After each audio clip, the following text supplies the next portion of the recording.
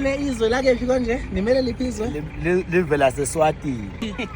Nikhuluma iSwati kodwa nisuke eSouth Africa noma nisuka eSwati sisuka ngqo eSwatini. Nisuke litsitsini Royal Palace.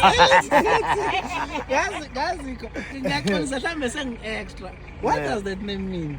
eSwatini. Like litsitsini Royal Palace, like the actual ligama nje lendlunkulu, ligama lesikhohlo.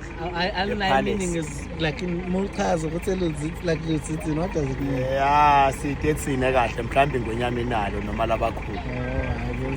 Like ngiyafisa one day ukufika eSwatini. Yabo amakhosazana kwakhe awekhona. Awalalisa. Mhlambe nje beniyogoduka senigoduka nodwa.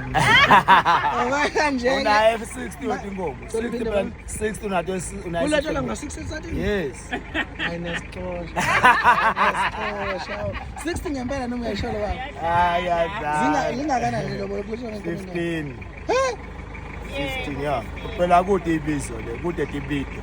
Okay, so uyalobola inkomezo 15. Sazozibize ngokwalapha. Azikho ibizo. Mangifuna intombi yaseSwatini itsini steps sokuqala. Uyayicela njengoba wenda kule yakazi. So ngicele esiphole ebenchini. Okay, first step, second. Hlangani number uyibonge. Uyibonge ekhaya kube uthi ubonge inzalo. Ngiyibonge eSwatini. Yes, eSwatini. Ikome ngaki leso? No. Uyoyibonga nje uphathela lo uyiphathela kona wena. Ama goslo nama nicknames. Izinto Ne-shepherd, okay. Nani ke engelandelayo baba? Sibenza sengamalobolo. Amalobolo yini edingeka emalobolweni? Kufuna kube nenkomo 15. 15? Yes. Yaka 17 kuthiwa yamake. So yini sayintombi? Yaka 17 kuthiwa lugege.